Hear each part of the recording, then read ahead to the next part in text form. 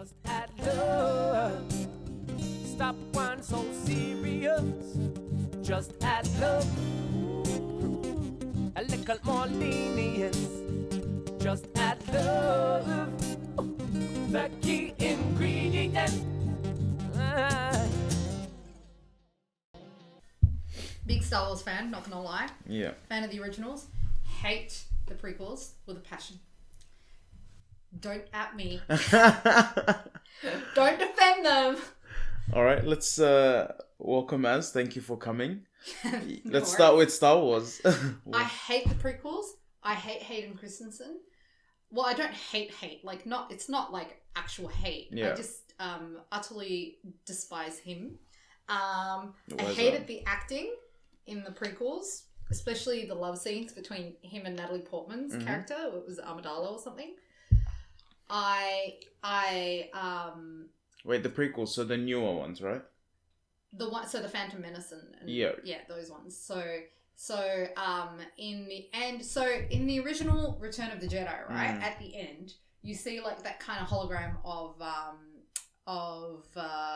Darth Vader, right? Yeah. And then they did the digitally remastered versions. Yeah. And they took out the Ewok song. Mm-hmm. I know there's a lot of like, tension. There's a lot of debate about whether the Ewok song is actually good or just, crap. But they took out the Ewok song, which hurt my soul because as a child, like, I loved it. Mm. And then they also replaced the original Darth without, obviously, the Darth Vader costume with Hayden Christensen. Yep. That was wrong. Why? They changed the original to put you know what? They may as well put Jar Jar Binks there. You know? It was just wrong. And anyway, any movie with the character of Jar Jar Binks, like, it was just no. That was. Did you hear that was too far. Did you hear the Jar Jar Binks theory that he's like a major Sith and... Yeah, I heard that, but you know what? That's just grasping at straws. Right. That's just fans trying desperately to make it relevant. To just make it interesting. Or to make excuses for George Lucas for that horrible failure. Well, I find it that is interesting. Jar Jar I love that stuff, like fan theories, and I've been watching Game of Thrones fan theories for me too. weeks. Yes, I watch Emergency Awesome and all those other Yeah. But you know what annoyed me about Game of Thrones? So obviously there were the leaks that came on Reddit, right? Yep. So people knew what was going to happen, I think, in the last two episodes. episodes. Yeah. Yeah. And then these videos of these like Game of Thrones experts come out where they're doing their predictions. Yeah. Clearly they had read the They've leaks. read the links, they've read the So, spoilers. exactly. And then, So that I was trying to avoid the leaks. But then in retrospect, I realized that they had actually leaked it through the predictions. Sure. So everything they predicted conveniently happened on the show. So that was so annoying. That was. Did not like that. I try and avoid anything I watch or anything I want to watch, anything I want to see. I avoid all leaks or posts or trailers. I don't even watch trailers for things I want to watch. Yeah, it depends. Some trailers give it all away. Yeah, trailers used to be this hype up for the movie or the show or whatever it was, but I feel like they're giving too much away now. Yeah. Do you remember the Aladdin, the original teaser trailer for Aladdin with Will Smith? So it came out, and then people saw the blue genie, which I believe is all CGI anyway. And obviously, people hold Robin Williams' Aladdin close to their hearts. Yeah. Like, a lot of people grew up in that era. Yeah. It's just, you can't redo what he did. That was magic. Despite all the Orientalist racist stuff that was in that animation. So, so then this trailer came out and people were horrified. And then all these funny memes came out, like just making fun of Will Smith's Aladdin. Yeah. And I think they even make reference to it in the film. Obviously they didn't plan it, but he was like, because people were like, he's the wrong blue as well. And then Will Smith in the film is like, hey, I've been stuck inside this cave, I haven't seen much, like, I'm pale. Yeah. My blue is pale. Yeah, so then people hated it so much they tried to make it the most disliked video on YouTube. It's kind of like, I don't know if you know about PewDiePie and the end of year review for YouTube. YouTube Rewind. Yeah, so isn't that the most disliked video on YouTube? So what they did was there was a campaign. I don't know if it was PewDiePie that told them to, but one of them told them to so take off their dislike for Justin Bieber's Baby, which was currently the most disliked video on YouTube. You know his first song? Baby. Yeah. So they were like, okay, so take off your dislike for that and then add it for the YouTube Rewind video. Because we're going to make it, so... Yeah, so then to remove the dislike, it doesn't get disliked as much, but then you're putting it on the other video. The YouTube Rewind, which is great. But anyway... It was cringy, though. Yeah. It was super cringy. Which one? YouTube Rewind? Like, yeah. And I love how they keep not including PewDiePie. It's like, still till this day... like the biggest subscriber base they have, he's probably bringing in a ton of money. Yeah, what has he got, like 100 million subscribers or something? I think it's gone down a little. Just see what it is. Just see what happened when he was going up against that other channel. It was basically a channel in which they used to publish Indian Bollywood music. Yeah, and then he actually released a song. A rap song about it, and there was this subscriber battle for the last like 3 or 4 months. People were taking out massive billboards all over the world, and they were like, subscribe for this. I subscribe to PewDiePie. Yeah. And then it got really ugly when the New Zealand massacre, when the guy said subscribe to PewDiePie. And then I think PewDiePie came out and he made a video saying, okay, we're going to end this meme. That's too much. Like it's just gone too far. That guy was... I don't know. His whole... PewDiePie? No. The New Zealand? Yeah, the New Zealand guy. Well, he's actually Australian, unfortunately. Yeah. His whole thing was a meme. Yeah. Like, everything was a meme. It was, like, very jokey, which is kind of sad. Yeah, the guy, he's just... he's not even worth talking about, to be honest. He just full of hate, and people like that are just full of hate. I think we can just look at our politicians as prime examples. Yeah. People who peddle that and who encourage that behaviour. I mean, we had the Attorney General, George Brandis, at one stage say, it's okay to be a bigot, and kind of like giving oxygen to all these racists. Yeah. But like going back to PewDiePie, who's also been accused of being like... yeah, I've seen some stuff, yeah. Yeah, a bit right-wing, but he's denied it. So sometimes I like his stuff. Like I like his commentary and stuff because sometimes he'll go against the grain. Yep. So like, I don't know if you knew about the whole Tati versus James Charles. No. Yeah. So what happened was this was happening around the same time as the Game of Thrones finale as well. And you know how everyone hated Game of Thrones finale, how it ended. So people were like, this is the real Game of Thrones happening in the beauty blogger world on YouTube right now. Like, this is where the real action is. Oh, you know what? I think I did see this. It got pretty ugly, but I think Is this where two people, they were friends, and then one of them helped start, like, some makeup line? No, it was like a vitamin. So she owns, like, a vitamin... like, company...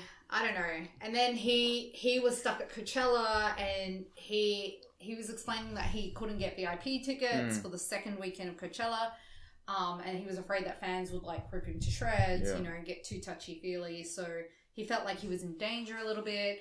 And then so a company came in and said, they were a vitamin company, a rival to Tati's company, who said, hey, if you promote our thing on Insta Story, then we'll give you tickets. Fix you up, the thing is, Tati helped James Charles. I think I have seen this one, Yeah, she helped build him up and build his fan base and all of this stuff. Because she was around before him. So she felt like it was an act of betrayal. But then it got ugly because then she started accusing him of like trying to turn straight guys, gay and all this stuff. But then James Charles came out with another... Like, everyone started attacking James Charles and he lost millions of subscribers. Yeah, this was the biggest unsubscribe streak in YouTube history, right? Yeah. I'm not sure about the record, but I'm pretty sure it broke the record. Including a lot of celebrities. Yeah. Which must have been a blow to his ego. So then he finally... So he put out an apology video where he was crying. And then finally he put out like a long 40-minute video, but this time he had receipts. Mm-hmm. And then when you watch it, you're like, oh boy, like he I felt personally, like I'm not a big fan of the guy or anything, but I felt like he was definitely screwed over. Like, because from his point of view, you know, it wasn't as black and white as people saw it. Mm-hmm. You know, he showed a lot of text messages and he showed a lot of things that happened.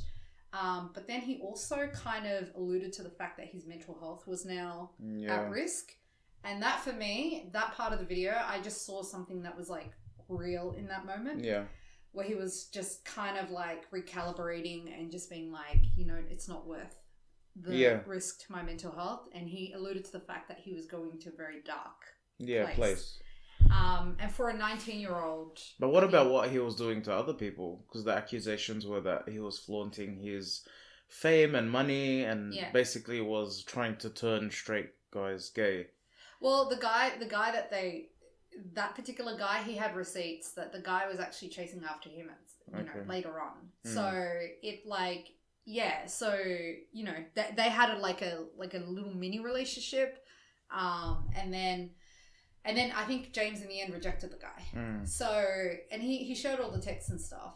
So it wasn't as black and white. It wasn't like, you know what I mean? And so even like Jeffree Star, who's also huge on YouTube in the Moa world, the makeup artist world, he was, he even was contrite. Like he even apologized for calling James Charles out and all that stuff. But PewDiePie called it. And you know, when everyone else was hating on James, like PewDiePie was like, it doesn't sound like, you know what I mean? He's like, it sounds a little bit fishy. Yep. And then I think PewDiePie gloated about it as well. Like afterwards, he was just like, I told you guys. But that's what I like about PewDiePie is that I think he's not afraid to be different. And this is the guy that started, he got all his followers from all the video games. And stuff, the commentary. Video game reviews and stuff. Yeah, so he's done well for himself. How do you think YouTube as a whole, or social media as a whole, has changed the way we interact with other people? We experience conflict, because all of this stuff is all online, right? Oh, look, social media is a bit of a problem. Yeah. No doubt. I think it can be used for good. I think a lot of people do good things on social media. Personally, my Instagram feed is just filled with like psychology stuff, because that's what I'm interested in. But so, and you also have the option to mute on Instagram. So you don't have to unfollow someone. You can check their page when you feel like it. But if you don't want your feed to be just like filled with God knows what, you know, selfies or this, that, whatever. Like everyone has their own, you know. Yeah. Some people love the fashion stuff and they get ideas from it. Some people hate it.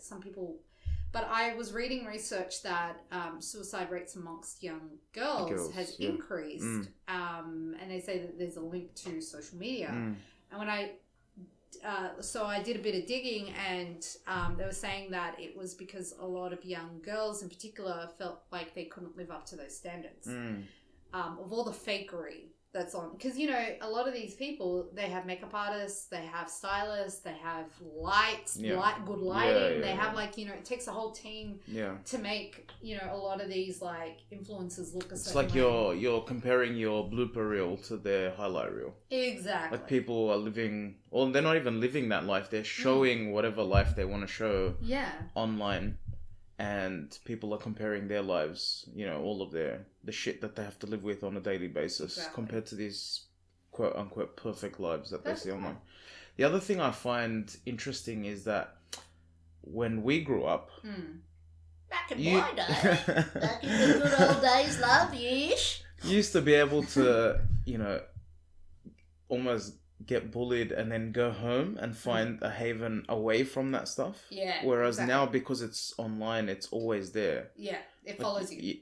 And it becomes amplified and worse, and that kind of gang mentality almost is amplified because it's so easy for people to... Yeah.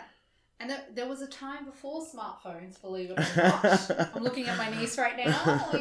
There was a time where there was something called a payphone. So like now when you read like, and I feel like it has the same effect with people who are heartbroken or whatever it is, like, or they got a message from their boss or whatever. Now you've got these like devices and you can read these messages over and over and over again. Say you're heartbroken and then you go through all the texts and whatever, and it's just kind of like you're putting yourself, you know, like you're not given, some people are not given that separation that they need in order to heal. The respite from whatever it is that's causing that heartbreak. Exactly. And I guess that's why a lot of people, professionals would, and I know this from the psychology pages that I follow, but like they would recommend, you know, distance and maybe even like, you know, blocking, you know, like blocking them for a little while or whatever, just to give you that peace of mind. Well, wasn't that the old method? Is you, whatever it is that's causing the heartache, is you just put everything in a barrel and burn it? Oh, that'd be great. I went to a smash room on Sunday. Yeah. I saw that. Ago. Yeah, and you just go there and you just beat, like you just smash plates. They give you like a baseball bat, and then there's another one like I don't even know what it is. It's like a steel rod or whatever, and you just basically break stuff in there and let your frustrations out, and they play like really loud music, and it's just like you get amped, and then you like scream and smash stuff, and it's amazing. Like it's a great stress relief. So the one I did was, how long were you in there for? You get 10 minutes, which is plenty of time, by the way. Yeah. Doesn't seem like a lot, because you get a crate. Yeah. And it takes about 10 minutes to destroy this crate, and then once you're done with the crate, then you can like bash like a old photocopy or whatever it is that's in there. But if you have two people in the room, then you get 20 minutes together. That's pretty good. Yeah, and if you want more stuff to break, you can pay for extra. You can even pay to keep the bat, you know. And good memories. The memories of destruction. You can put it next to your like photo of your family, and, like, and this is my bat. Yeah, so what is it about breaking stuff that makes it feel? Well, I first saw it. I was watching a Shawn Mendes video. Don't judge me. Huge fan of Shawnee. And he was in Japan, and he went to one of these rooms. And then I thought about it recently, and I was like, oh, I wonder if they still, like, I wonder if there's one in Australia. And then I saw that there wasn't one in Sydney, but there was one in Wollongong. Wollongong, yeah. Yeah, and then I told people about it. There used to be one here. But I think they closed down recently, like maybe 6 months ago or something like that. Yeah, I think it's still going to be operating in the future, but it's one of those, you know, the moving ones, like... right, yeah. It moves around. Yeah, it moves around. Yeah. So that was such a great experience. Like, I really recommend it. Like, if you're gonna, you know, if you feel like you just need to let out some frustration... You know, other than that, go to a Greek restaurant and smash some plates or something, you know, like let it out. Yeah. Well, that's why I did, I used to do like a lot of martial arts. Nothing recently, but I used to, because that was like an awesome way to let off some steam. Yeah, exactly. Like when you hit that bag, I used to feel very strong. Or when you accidentally hit your instructor. Which is what I've done. Yeah. Well, he accidentally hit me a few times, so it was great to get him back. Well, what did you used to do, like martial arts? It was like mainly kickboxing. Yeah. I did it briefly. I did do taekwondo at one point, and I broke my foot. Okay. So I broke the 5th metatarsal. So that. How long ago was that? Look, it was so long ago that the boot wasn't around. You know when you break your foot, put a boot on. I had a cast, and even though I broke my foot, old school plaster, yeah. Mate, they plastered me right above my knee. So, and not only that, I had to have it raised. So I was for 6 weeks with my foot raised. I was in Turkey. And you can't bend at the knee. I can't bend at the knee. I had so many different styles of crutches as well. You know, some people collect cars. I was collecting crutches. Like, there was the ones that you use your wrist, and then there's the ones that you put under your arms. Yeah. Those ones are a bit dangerous because apparently if you hit the wrong nerve, then it can cause some serious damage. So there was a way to wear that one, and it was just, all I remember is that your wrists are incredible because they can really carry your body. Yeah. But, so that was sucky for me. While my family was out travelling around the world, I looked like Linda Blair from The Exorcist with crazy hair and my leg raised for 6 weeks. And you never got back into martial arts after that? No, I did, but years later. Yeah. Yeah, and boxing, I really enjoyed boxing. I don't know which one I enjoyed more, to be honest. Maybe the martial arts. Yeah. I used to do a lot of kickboxing as well, Muay Thai.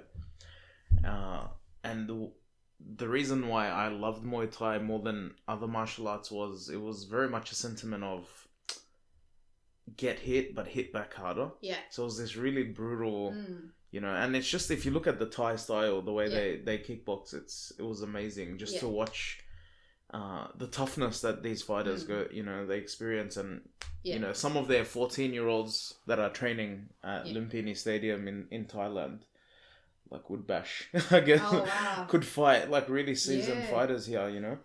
See, I wanted to do like this thing where you go on a camp to Thailand and you get these instructors, because I have a friend in Turkey who did it, and he said it was the most incredible thing. We go there he was there for 2 months, but you go there and then they have this whole program. It's like you can do it for 2 weeks or whatever, and then just like it's just every day intense training, and then like that's something I'd probably like to do, because you train, then you eat Thai food. Maybe go to the beach. You know, like it sounds like it actually sounds fun. And look, the thing is, I don't like going to the gym, as you can see. I don't like going to the gym because I just hate.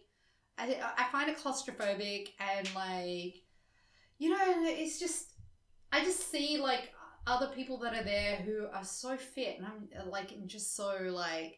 Or they're just, you know what I mean? I'm just like, oh, you know, this is demoralizing. Like, you know, you're just looking at all these like fit, beautiful people the whole day, and then you look in the mirror and you're like, whoa, is this the blob? Like, or it could be motivation, right? Like these people that are looking good at the gym, they've been there for a long time. No, but I'm probably a little bit too critical. Maybe judgmental, I would say. And it's, like I would see like girls who look like they're like, because this is a girls' gym, that's why I'm saying girls. But they look like they're like 30 kilos, but then doing like extreme cardio. Yeah. And I'm just like, girl, why are you running so fast on that treadmill? Like, you need to, you know what I mean? Like, and then I start being that like, I'd become like a mom all of a sudden. You're like, no girl, you need more protein and you need to do, you know what I mean? I used to be super critical of myself as well, thinking almost the same thing. And then I read something on Reddit once, and someone said, no one really gives a shit about you being there. It's so true. And then when you actually go in with that mentality, you start to realize, oh, everyone's just doing their thing, you know, it's not... Oh, but there is that competitiveness, though, at the gym, where you're on the same machine as somebody next to you. Yeah. And it's like, you have to be faster. You have to they're going, the incline's going up, so is mine. And then, you know. I've been to some crazy, like, I did powerlifting for a little bit. Oh, wow. So I've been to some gyms where everyone is just looking at you and competing and comparing, and it's really like this trashy. Yeah. It's almost like, why are you there? Exactly. It's really ugly. Most of the time, that's not the case. Yeah. But I've seen some meatheads in my day. Some really shocking gyms. Yeah. I went there because the vibe was kind of like that. Almost like a caveman vibe. So I didn't mind the vibe. I like that kind of vibe, you know, that dirty rundown, you know. Yeah, fight club. The weights consist of, you know, tins of cement and you know, that kind of vibe. I didn't mind that, but the people that went there I think I went there twice, and I was like, I can't do this. Yeah, nah, you need a good environment. That's why I prefer like martial arts or something that's a skill as well. Like you can use it, like say, and especially like self-defense and things like that. I reckon that's, for me, I don't know, I find that more beneficial for me. Like at least I can use some of these skills if I need to, God forbid. That's why I love jiu-jitsu. Jiu-jitsu, I find as I get a little bit older, I start to find that that Muay Thai mentality that I was speaking about before isn't conducive to that. Whereas I feel like Jiu-jitsu is more transferable. Yeah. Anyone can do it. It's not a contact sport, so it doesn't wear you out over time. Yeah. Like you see some of these Muay Thai fighters, they're retiring at 25 years old. Like they fight from the age of, 6 or 7, and it's very, very intense. Whereas jiu-jitsu is designed. You got like the Gracie family are very well known, and some of them are in their 50s and they're still like world champions and stuff like that. Yeah, Russell Brand does jiu-jitsu. Yeah. I follow him on Instagram too. Russell Brand. Yeah, Joe I really Rogan. recommend his Instagram and his podcast. Like he's all about like mental health. That's his whole thing. Yeah. And I notice people who are like, people always praise jiu-jitsu, and that's something I want to do as well. But like, I think sport in general, or just activity, physical activity, is so important for your mental health. Yeah. And that's something that I've been told as well. Like, it's as important as taking your medication and Yeah. stuff. So, well, going back to the break room, right? The whole idea is to blow off steam and stuff. That's definitely important. And I think it's important. Like, I feel like some people do things, and look, the other day I did go to a firing range. Yeah. I won't say where, but I did go to a firing range, and at the insistence of my cousin, because, I'm about, like, I really believe in gun control. Yeah. I just, and actually having that experience, like, I can see how you can blow off steam. Our guns were on the tether, so there was no, risk of, like, danger, just grabbing the gun and going, whatever. So it was, and there's a skill to it, because, like, if you get the bullseye, like, and then you can make it go further and further and further away, and see if you can still hit the bullseye. But it made me realize more than ever how dangerous guns are, and that it's a good thing, they're not readily available. Yeah.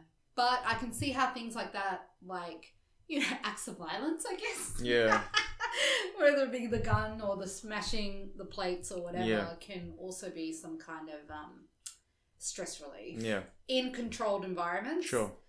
And if you, obviously if your intentions are pure, Well, I don't know. That's debatable, isn't it? Like, is it? Is it encouraging violence or what? What exactly? Like breaking stuff. Well, I think it talks to this innate animosity. No, not animosity. That's not the word I'm looking for. Animal. It's almost like this caveman instinct inside us that, growing up, we're taught to, have boundaries and control and to not, like, let loose. Yeah. But I guess, like you said, within a controlled environment, I don't see the problem as long as no laws are being broken, no one's in the way of harm. Like, what's wrong with going into a room? And... By the way, you have to wear a hazmat suit and a big and a big mask and, like, gloves. That's it. It's safety, shoes. But so you're getting the benefit of that thing without necessarily, like at the gun range, having the guns tethered. Yeah. It's like you're minimizing any chance of anything going wrong. So what's the problem with that? Yeah. I feel like Australia, speaking about the gun control, Australia has this balance of it's available. I know the process is incredibly long to get a gun license, and it's even harder to own a weapon, and you're subject to random searches. Like, they have your address registered, they can call up and come and search, make sure the ammo is separate from the weapon and all of this stuff. Whereas you have the opposite end, what we see in America, where people can go to Walmart and, get some toilet paper and a weapon. Yeah. You see the gun violence obviously massively increased over there just because of the availability and the, and also, see, the thing is, like, I think after Port Arthur massacre in Australia, that's when they did the buyback scheme where the government asked for people to turn in their guns. Amnesty and stuff like that, I think they gave them money for it or something. I'm not sure, but I just remember images on the news of them just, like, collecting all the guns and just, like, and they always use Australia as an example of, like, gun control, being successful. And I think even with what happened in New Zealand recently, because their gun laws were pretty loose. Without going into the legalities of everything, because I'm not sure, but I believe that you could get, like, a really high powered gun. Yeah. Just easily. Well, when I was in New Zealand, we did clay shooting over there. Yeah. And there was a specific shotgun that held five bullets. Yeah. And owner of the business that I was talking to, they said a lot of Australians go there because those guns aren't legal in Australia. No, yeah, there's certain guns that you can only have a certain amount of rounds. Yeah. I think the one that I use is 9mm, and I think it has 10 or something. But the actual amount of bullets and whatever that you can use, and the type of guns that you can use actually differs from state to state. Okay. So I think New South Wales is pretty tight, but I believe in Queensland the laws are a bit more, more loose. But I think it depends as well on the area. Because of the area, New South Wales doesn't have as much maybe farmland as like other states. Yeah. And I remember looking at the license application, there was a lot of obviously you have to explain the reason why you're wanting a weapon, and one of the reasons is like you own large land and you're hunting pests and stuff like that. Yeah. Well, it's interesting because before Port Arthur, there was the Strathfield massacre. Yeah. Strathfield Plaza. Did you hear about that? This was this around the 90s? Yeah, early 90s. I think I was very young at that time. But my sister was in the plaza right before the guy started shooting. She was visiting a friend who was working at the coffee store, the coffee shop that the shooter was at. So I think he killed 7 people that day. So my sister had just left before he started shooting up. In fact, he did aim the gun at my sister's friend, who, but her friend was saying that he kept ordering cups of coffee, one after the other. And then he just started shooting, and then I think he went up to the car park, and then he shot himself there. But so how many cups of coffee?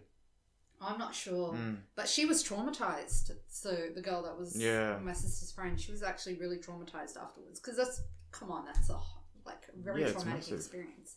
And then, but it's interesting because I think about it and I'm like, that could have been my sister. Had she stayed longer, who's the mother of my niece who's just sitting in the corner, had she stayed a bit longer that day, God knows what would have happened, because she was literally in the coffee shop. So that makes me think about it, and that's why I'm just like, I'm just like, it's not, I don't know if it's worth it. Like, I think it's worth having gun control to, because you just never know. You just never know in the wrong hands. You don't know the state, people's mental state. You don't know what, like people are like, oh, it's harmless, but you just don't know. Look, I wouldn't say it's harmless, but I think definitely mental health issues. I think mental health issues manifest themselves in hundreds of other ways. Yeah. And definitely taking a weapon and harming all these people is definitely one of those ways that mental health or mental illness manifests itself.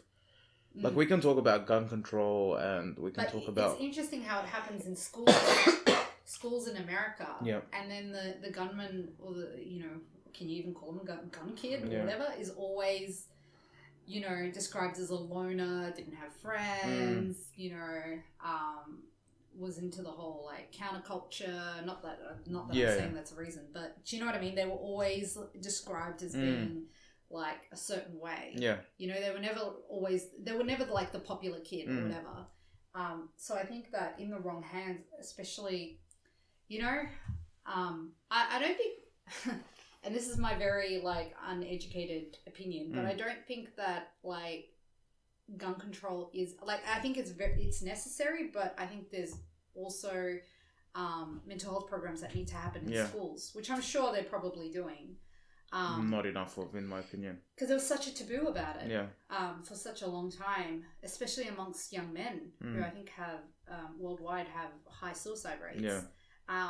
There's such a taboo around it, but I've noticed in recent times that people are now opening up more, and there are campaigns now to kind of like normalize, like just to kind of destigmatize. Yeah. I remember at one point when people talk about going to therapy, I'd be like, oh my god, a shrink. This person's going to shrink. Yeah. That's so like, oh my god.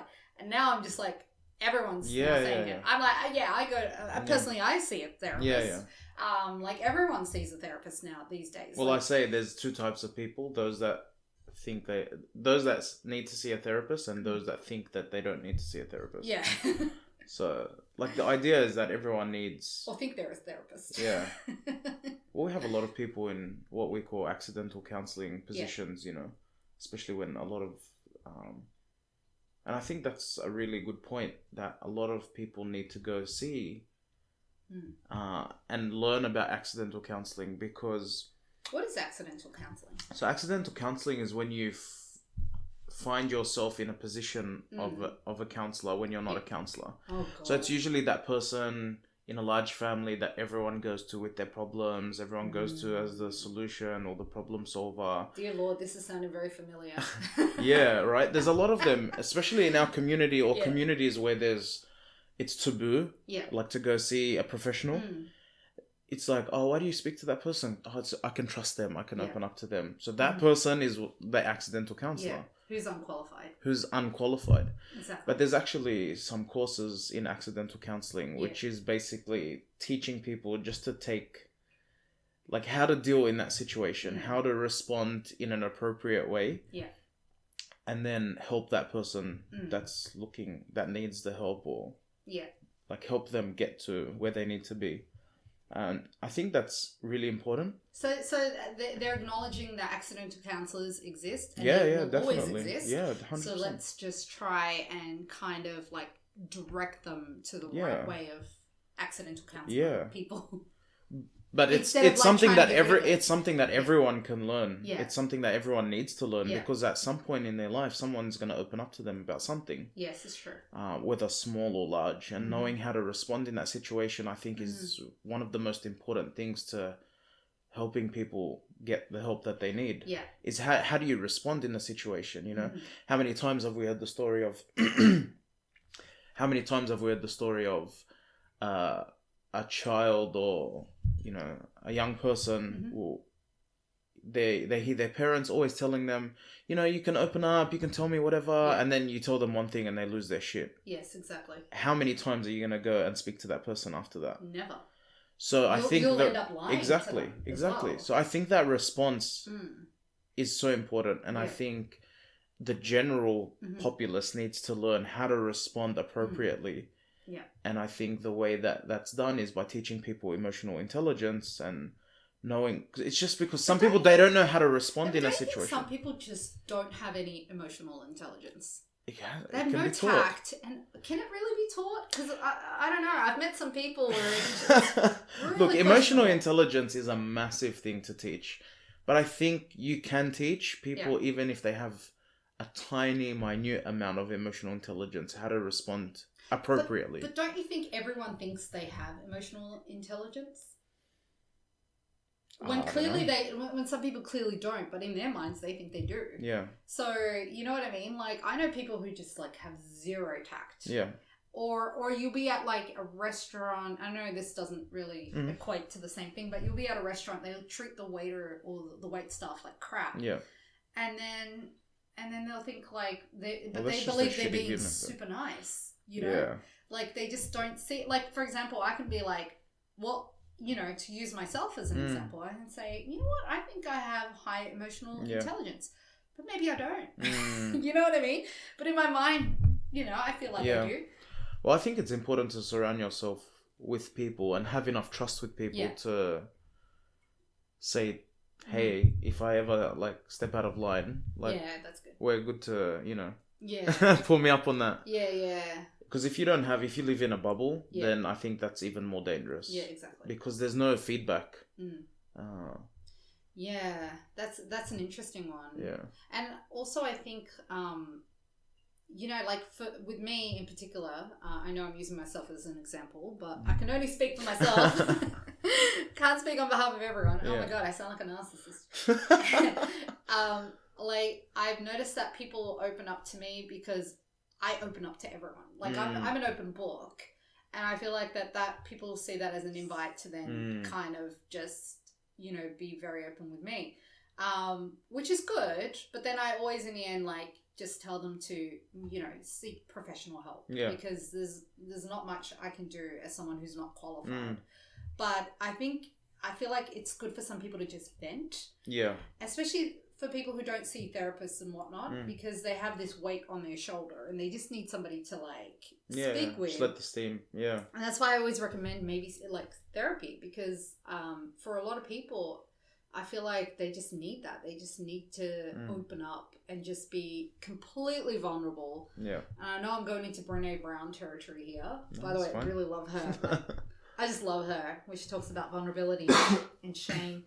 But like, yeah, it's just people, you know, there's a lot of pride, I feel like, with some people, and they just don't want to show that vulnerability.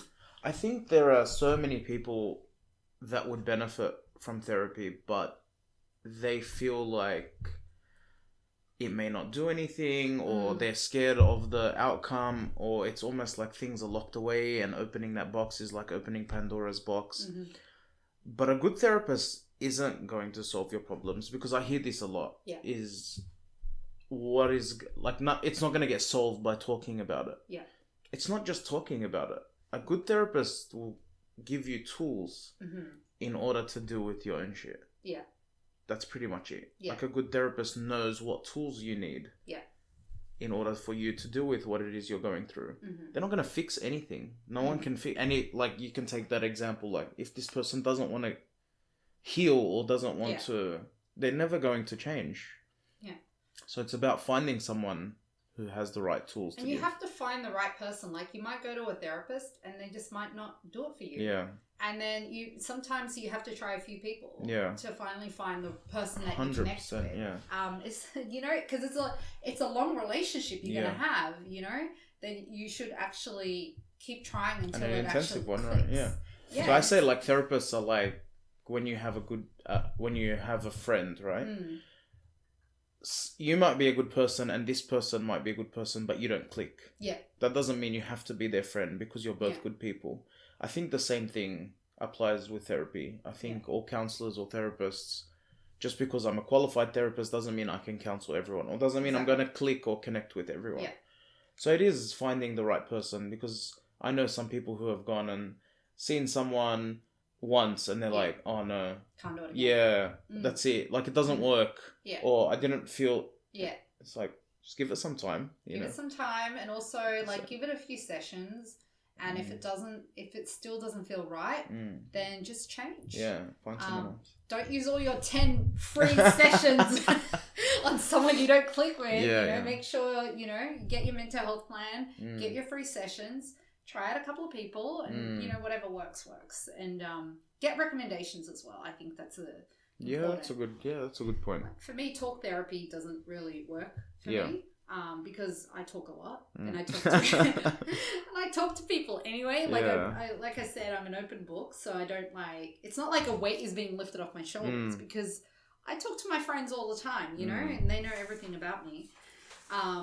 Which is maybe to my detriment at times, but like, I just, you know, I like to speak, but I think I'm the type of person who needs more kind of tools, you know, to be able to, I need action plans. Do you know what I mean? I need like, I think I just need somebody to hold my hand and just say, I mean, they're not supposed to, but do you know what I mean? Like, or just say, hey, here are some tools that you can use. And that's why I love Instagram psychology pages, because you get to watch you watch a lot of videos, and then you know, you look at the different techniques and stuff like that, and then it's like free therapy, man. There's a podcast I listen to specifically with the relationship counseling. It's called Where Should We Begin? And her name is Esther Perel. She's Canadian. I think French. Esther. Esther Perel. And she changes, obviously, their names for, you know, privacy reasons and stuff, but she has a live session. Like, each episode is a different live session. It's just a one-off relationship counseling. And it's really interesting to see, you know, as an aspiring therapist, some of the techniques she's using and some of the questions that are asked. I just get worried that when a lot of people are watching or listening to these things, they think they have the tools now. Yeah.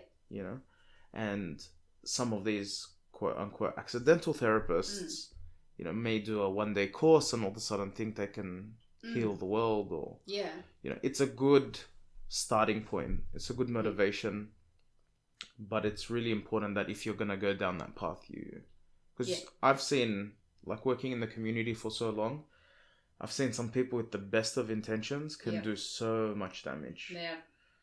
And like I said, it's really that first point is so important. Like, the response, or like understanding what to say or when not to say anything. Yeah.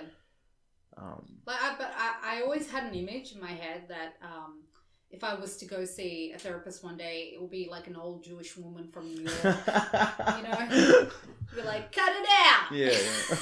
Get over here! Bad accent. What are you talking about? You don't need him in your life. You know, like that kind of stuff. Yeah. But yeah, no, that doesn't happen. Unless you go to New York. Yeah. You just have to. It's interesting who you click with and who you don't click with. Like, my doctor became my therapist, and so he did both. But it was accidental, I believe. You know, it wasn't meant to be that way. But like, I felt so relieved after speaking with him, and we couldn't be two more different people. Yeah. Like, if you saw us both in a room, you would never believe that we would even say hi to each other. Yeah. Like, you know, he comes from a different part of the world, and you know, and he even admits it. Yeah. He's like, you know, and that was the thing I liked about him as well, is that he always acknowledged that he's a white man, and, you know, me as a brown woman, or an Arab woman, or whatever term, like, you know, descriptor you put on that he knew that there were certain things he could never understand. And so he didn't, so he'd just be like, you know, he always acknowledged that he has, you know, he comes from a different place, and a place of privilege at times. And so he didn't kind of try and impose, you know, his understanding on things that he knew that he didn't understand. And that, for me, I was like, great understanding, damn, I like this guy, you know? Switched on, yeah. You know, whereas the first guy I saw when I landed in Australia, because I currently live in Turkey at the moment. Yeah. So when I landed here, he was like, is it because you're a Muslim woman? I was like, say what? He's like, do you think all this stuff is happening to you because you're a Muslim woman? I'm like, wow. And then I found myself being defensive, and the more defensive you sound, the more guilty you sound. Yeah. So it's like you're trying to hide something, but really, like, I was overcompensating, trying to make it seem like, no, you know, your voice goes up, and I was like, damn, I'm sounding more guiltier, you know, the more I speak. That's not in a good place to be, though, if you're in your therapist's office and you're getting defensive. Yeah. He was just doing, like, a psych assessment on me at the time. And then he went up to my sister and he was like, do you think it's because she's a Muslim? But you know what? Like, I should be, like, offended by all of that, but I actually found it really refreshing.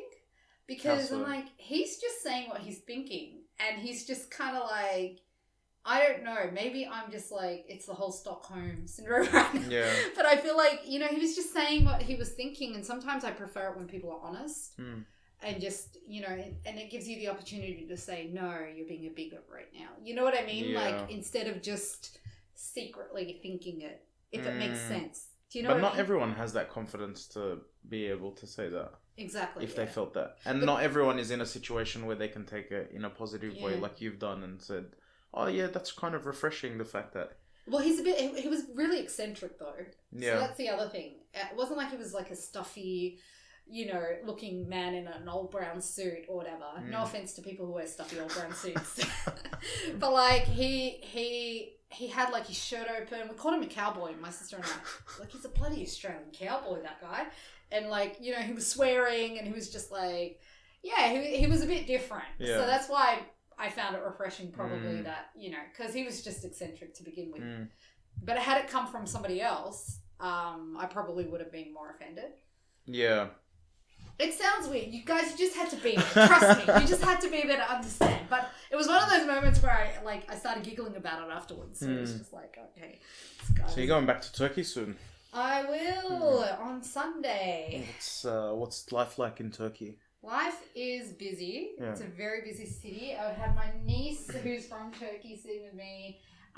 So she could probably give you more information, but she's like, hell no, sister, you're on your own. It's very busy. It's a city of like 16 million people, Istanbul. I live on the Asian side. It's the only city that's split into 2 continents. I should fact check that, but I'm pretty sure that's true. Oh, okay. I didn't know that. Yes. If that's the case. Yeah, so you got the Bosphorus. So it's split into 2 continents. Is it the Bosphorus in Switzerland? Yeah, okay, good. We're fact checking now. Fact checking, and yeah, so I take a ferry every morning from the Asian side to get to the European side. So I cross continents every morning and every night. So are they different, like the 2 sides? Yeah, definitely. So the Asian side is more quieter. You're more likely to find people that speak English on the European side. It's got all the tourist destination, like all the touristy stuff is on the European side. I believe it's more crowded. I'm not sure about that. Yeah, and it's more of like the hipster-ish kind of vibe on the European side, like some of the more like ooh la la areas. But I prefer the Asian side because it's more homely. I feel like you're forced to speak Turkish. You're forced to kind of like, it's more traditional lifestyle. Yeah. The people there have more kind of traditional views and I love tradition. I'm a big fan of tradition. I believe it's more, I think, more authentic. When things aren't geared towards tourists. Like the thing is, I didn't move from Australia to go to Australia. Sure. You know what I mean? Yeah, like I want to feel like I'm somewhere different. Yeah. And I guess, and it's interesting because a lot of my friends moved to the Asian side as well.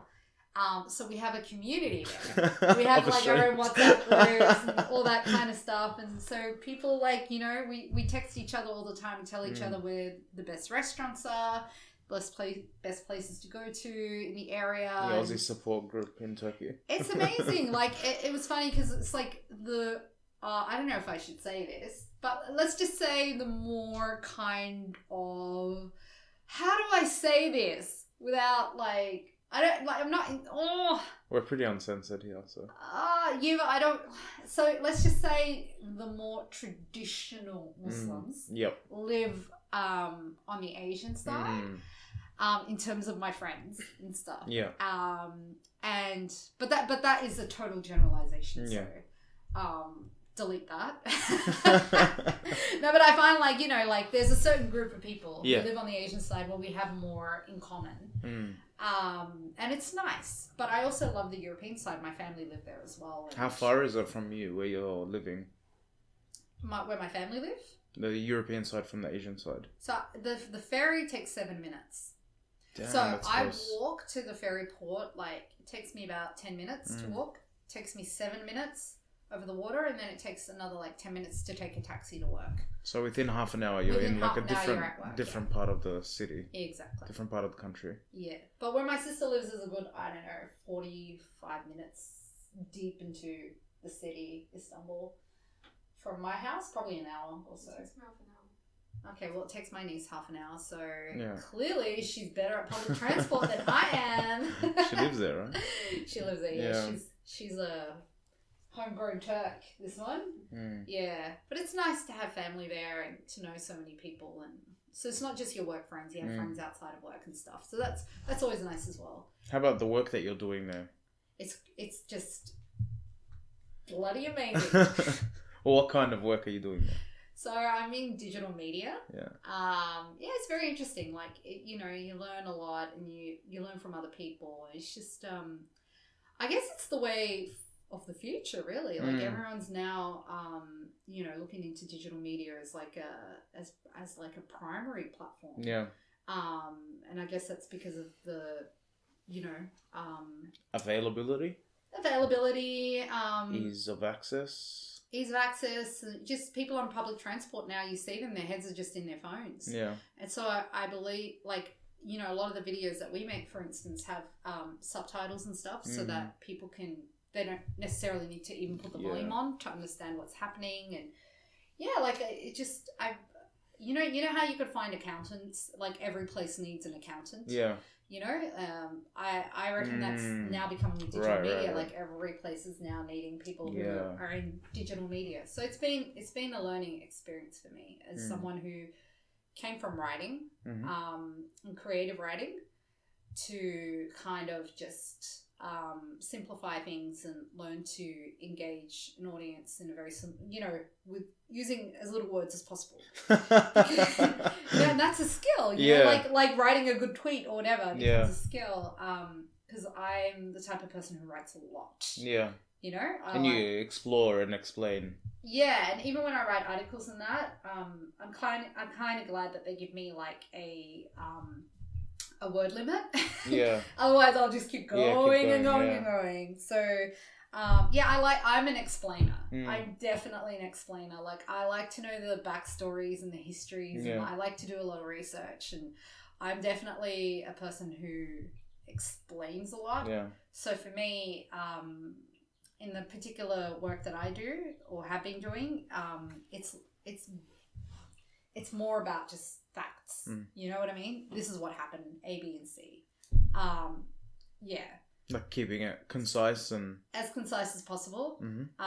For my brain to do that, it's like, it's been a real learning experience. You know what I mean? Because I can just, you know, they call me Encyclopedia Britannica. Yeah.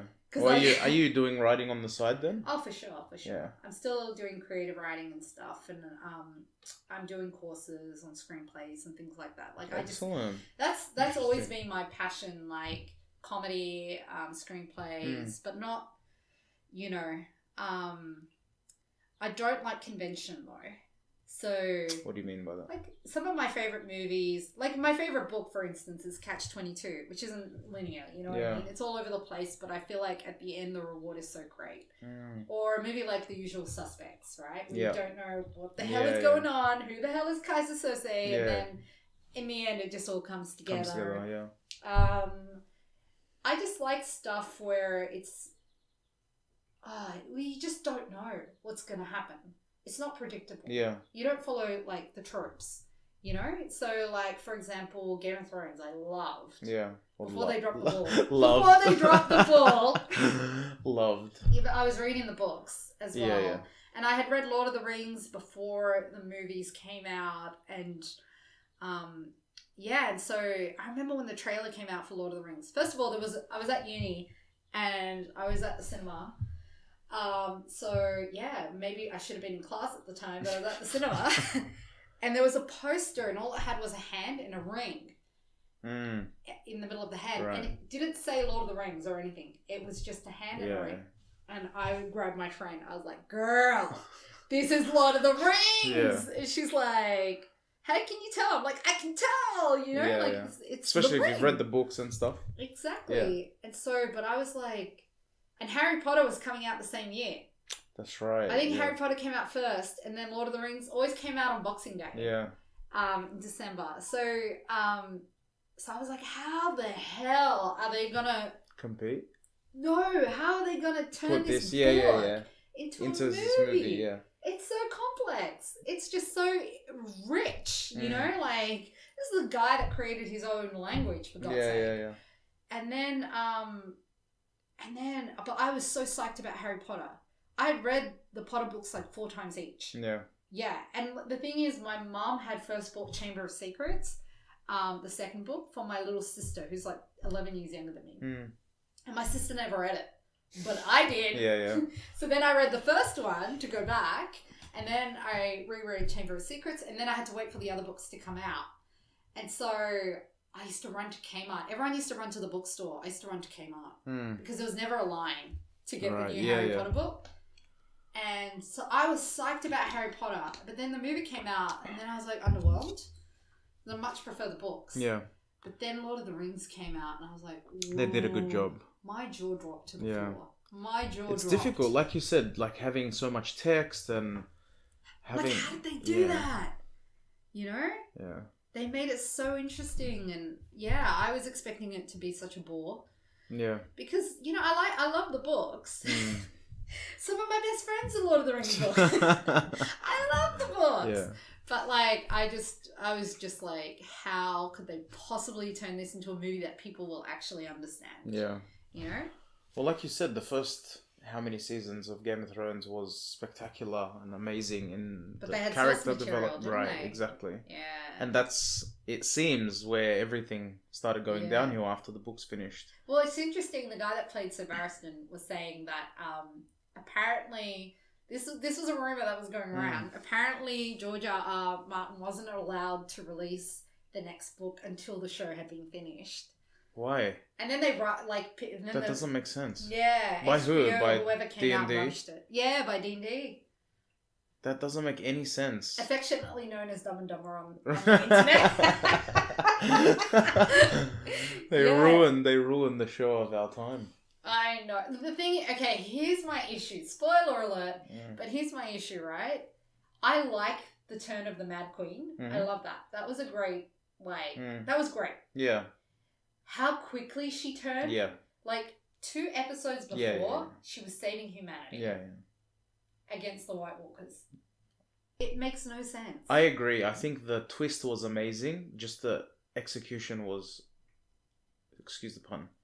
The execution was terrible. Yeah. Because there was no reason for that stuff to happen that quickly. There was no... We needed to see the mad... That's why they could have given another season or 2 easily. Yeah. It would have been great if you kind of knew she was turning mad. Yeah, that's the other thing. They wanted to finish quickly so they could work on Star Wars. Yeah. But like, it would have been great to see her slowly going mad so that when the bells start ringing, when she hits King's Landing when she hears the bells, that it makes the viewer wonder, is she going to do it or not? Yeah. As opposed to just completely surprising the viewers. Yeah. But make the viewers go, oh no, don't do it. Don't do it, you know? And then it would have been feel like great. they get her to the point where she's teetering on the edge of sanity and insanity, and then... But also, I just look, there was a lot of problems in that season. Like, Arya and the Night King, like, seriously, where did she jump out from? Seriously. She just apparated. And people were like, no, but her storyline was all about her becoming an assassin for this moment or whatever. And it's like, dude, he has, like, generals behind him. Did nobody see her coming? It would have been great and if his walking ability. He should have been able to... What was he doing? I don't know. He bloody went to Hawaii, having pina coladas on the beach while all this was going down. Yeah. But it would have been great if she had, like, taken somebody's face and then killed him. Do you know what I mean? Maybe taken one of the... If she could take White Walker's face? Yeah. Yeah. And then did it. And then revealed herself. Like, something like that would have been... Yeah. Like... way more exciting, I think. Look, we all know all of the problems that happened with that show in regards to the storylines, but the thing that annoyed me the most was the first 4 or 5 seasons. There was all these little bits, little one word, like little lines, little tiny breadcrumbs that made no sense until 3 seasons later. Yeah. Like the depth was one of my favorite things. Yeah. And then in the last few seasons, they built all of these possible deep stories that literally went nowhere. Like, what the hell was with the R+, you know what I mean? Yeah, like, okay, oh, that was amazing, it came out, okay, he's actually Targaryen. R+L equals J. Like, what was that for? And then what? Yeah, and then what? And then what? That's what killed me. Why did you make stuff us go? Like that? And even the fact that George R., you know, when he had his initial meeting with Dumb and Dumber, he was like, he asked them, you know, who's Jon Snow's mother? And they got the answer right. Yeah. And that was the key for them being able to produce the show. Because he gave them the rights after that to make the show. Why was that question so important after all? And also the turn of Jon Snow, which is, she's my queen. You know? I don't want it. She's my queen. I don't want it. She's like, he had 2 lines in the whole show. Just she's my queen. I don't want it. How do you go from Battle of the Bastards, one of the most amazing episodes where, you know, Jon really comes into his own, and then in the end he's just like banished, you know? Not allowed to have children, so stateless. Yeah, not stateless, but you know what I mean. Without land or titles. Or... Yeah. That hurt my soul. As a huge Jon Snow fan, that hurt my soul. I remember I remember when they started putting out vigils and stuff, like you were all over social media about Jon Snow. That broke my heart. But on the upside, I'm now a top fan of Game of Thrones memes Facebook page. They gave me a badge. So, lovely. Yes. I'm top fans of Humans of Bankstown. and the Independent newspaper. I was really happy when I got the Independent. Yeah. Because that means your comments go up to the top, don't they? Right, yeah. Yeah. So oh, the accolades. yes. Yeah, I'm gonna get the most likes now. Yeah.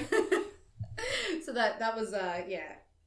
But yeah. So Game of Thrones cancelled. Do you reckon they'll remake it? For sure. Especially after the books come out. For sure. First of all, it made too much money for them. Do you reckon they'll make it from beginning again? They'll have to change it completely though. They'll have to do it differently. The best How are you thing going to was do the that though? surprises though. So 'cause they know they can't surprise us, so they're going to have to like try and surprise us. But then you'll have people saying, oh, but it's not true to the story. Or they're going to need some really attractive actors to keep us watching. I reckon they could do a whole bunch of spin-offs on the storylines that were cut out of the main story. Maybe like the where were they? You know, the people of Dawn and stuff. Yeah, like the Prince of Dawn. Dawn and stuff. Doran's plan, Robert's rebellion before the story started. There's a whole bunch of things they can do to kind of add at least to that story. Do you know what though? Unpopular opinion. I like Cersei. I liked her. How and Look, why? people were living in peace under her command, okay? They were still, I think that piece is subjective, she wasn't going around Dracarys everyone. Yeah. Like she, you know, like people were, you know, yeah, she was doing a thing. And I think there was a scene in one of the earlier seasons where her dad, I think it was her dad, basically tried to shut her down. Like as in like she was not fit to rule. Yeah. And a little part of me actually felt sorry for her in that scene. You know? And I just, you know, and the thing is, she knew her limits, right? Did she? Daenerys didn't know her limits. I don't think Cersei knew her limits. I think she did. Like she didn't. Right go and until destroy. the end. She's standing in the Red Keep and she's saying it's okay. She's in denial, bro. Yeah. She was in denial. But then if you're in denial, then you're not aware of your limits. No, as in like in terms of her like murderous rage. Oh, right. Okay, so she did do the whole like what do they call it? Human shields. You know, she put the people in the red keep and stuff. But she actually thought that they would show an ounce of humanity and not, you know, murder everyone. And that was why it was like a military tactic for her, you know? So But she 2 episodes before that, she beheaded Missandei for no reason. I don't think it was for no reason. I think it was a message. She was sending a message. What message? Don't try and attack us. Yeah, but what did you benefit from that? You drove her over the edge, according to Dumb and Dumber. I don't know. That drove her over the edge. I think she was kind of like... It contributed, right? She had it in her. She had it in her all along. Yeah. You know? I think that was the story that they're trying to tell. Yeah. But then it's so stupid. You know how they say, like, with a Targaryen, you flip a coin? Yeah. When a Targaryen is born, you flip a coin. But that's so dumb. You just wiped out a character arc. Everyone's character arcs were wiped out with some rush decisions at the end. Because of Star Wars. Jamie's... Everyone's now going to watch the new Star Wars and be like... Screw you, director for this. Especially if Star Wars turns out to be crap, people are not going to be forgiving. Yeah. No, Game of Thrones needed another two seasons at least. Yeah, for sure. And Jon Snow definitely needed more lines. Yeah. She's my queen. I don't want it. I don't want it. She's my queen. I don't want it. Scottish Jon Snow. I don't want it. Alright, we've done over an hour. Yay! Thank you so much for coming. No worries. I appreciate it. Hopefully next time you come back, we'll have you on again. Yay! Inshallah. Alright. We'll chuck an inshallah in there. An inchy? Bit of an inchy? Peace out, y'all.